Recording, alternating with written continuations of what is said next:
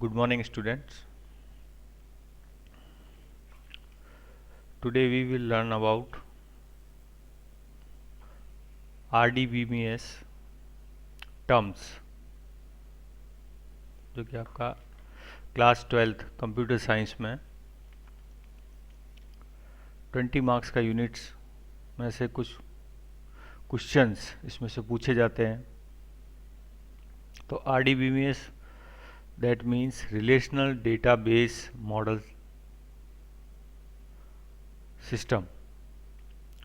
तो वो पढ़ने से पहले आपको उसके कुछ टर्म्स जो है जो एग्ज़ाम में आपके पूछे जाते हैं, 2 या 3 नंबर के कंफर्म हैं, ये आपके टर्म्स उसमें क्वेश्चन पेपर में आएंगे और ये टर्म्स आपसे डेफिनेटली पूछे जाएंगे।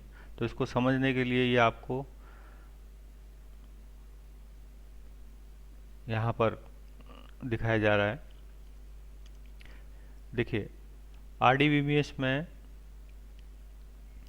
जो रिलेशन है वो कहलाता है टेबल। जैसे आप ये देख रहे हैं, ये टेबल जो है this is one type of table.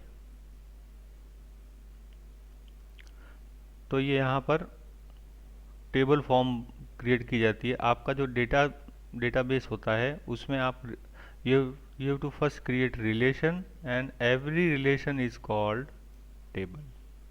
ठीक है, तो उसको टेबल कहा जाता है। तो टेबल जो होता है, table is a set of rose and columns. ठीक है, ये इस तरह से ये जो देख रहे हैं ये पार्ट ये रो हो जाएंगे और यहाँ पर ये जो पार्ट हैं ये हो जाएंगे कॉलम्स। ठीक है ना, तो ये रोज एंड कॉलम्स। तो टेबल में जो रो पार्ट हैं ये कहलाते हैं टपल्स।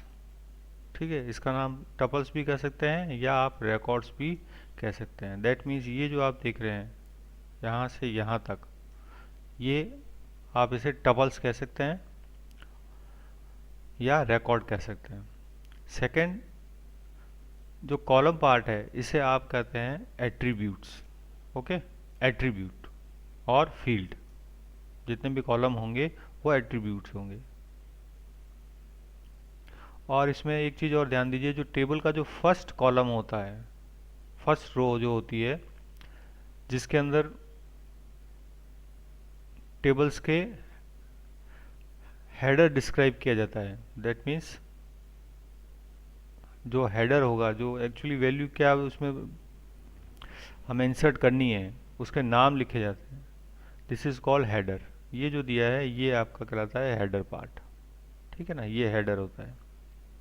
ठीक है, वापस बता देता हूँ। रिलेशन जो है वो टेबल है।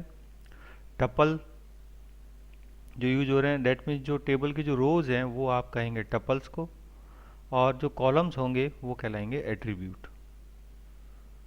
फिर उसके बाद में आता है कार्डिनलिटी।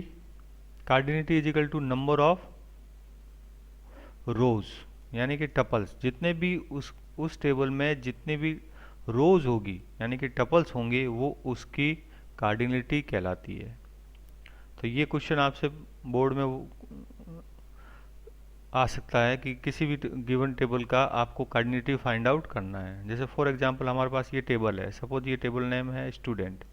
ठीक है, अब इसकी अगर कार्डिनलिटी आपको फाइंड आउट करनी है तो that means cardinality is equal to number of रोज।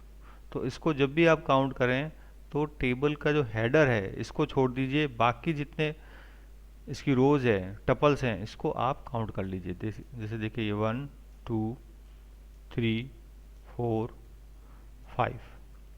ठीक है, ये 5 रोज जो हो गई ये इसकी कहलाएगी कार्डिनलिटी। ठीक है, cardinality is equal to number of tuples यानी कि नंबर ऑफ रोज। ठीक है, ये 5 हो जाएगी। इसी तरह से नेक्स्ट एग्जाम में ये पूछा जा सकता है, इंपॉर्टेंट है डिग्री। तो degree means number of columns यानी कि नंबर ऑफ एट्रीब्यूट। तो नंबर ऑफ कॉलम्स कितने हो जाएंगे इसमें, ये देखिए 1 2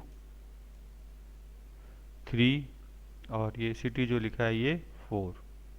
तो इसका जो डिग्री होगी वो होगी 4। नेक्स्ट इज प्राइमरी की। किसी भी टेबल को यूनिकली आइडेंटिफाई करने के लिए, किसी भी टेबल के रिकॉर्ड को यूनिकली आइडेंटिफाइड करने के लिए कुछ ऐसा की आपको यूज़ करना पड़ता है, कॉलम से वैल्यू यूज लेनी पड़ती है जो उस पर्टिकुलर रिकॉर्ड को आइडेंटिफाई करता है। जैसे फॉर एग्जांपल आपका जो रिज़ल्ट होता है, आप रिज़ल्ट सीबीएसई में आपका रोल नंबर जो है वो आपका प्राइमरी की होगा। उस प्राइमरी रोल नंबर से ही आप वहाँ पर आपका पूरा रिकॉर्ड जो है, आपका रिजल्ट जाना जाता है। तो ठीक वैसे ही इस टेबल में देखिए S1, S2, S3, S4, S5 जो वैल्यू रिपीट नहीं होती है वो प्राइमरी की रखी जा सकती है। ये देखिए एस नंबर जो लिखा गया है ये आपका इसमें प्राइमरी की हो सकता है। ठीक है, तो दैट मीन्स जो आपका जो रिकॉर्ड है, जैसे S1 के बारे में बात कर रहा हूँ, S1 एस नेम में स्मिथ है, स्टेटस 20 है और सिटी इसका लंदन है। तो यहाँ देखिए यहाँ पर S1 जो नाम है वो यूनिकली आइडेंटिफाइड कर रहा है S1 रिकॉर्ड को, कि S1 है जिसका नाम स्मिथ है, स्टेटस 20 है और सिटी लंदन है। तो इसको आप प्राइमरी की डिक्लेयर कर सकते हैं। ठीक है, नेक्स्ट इज डोमेन।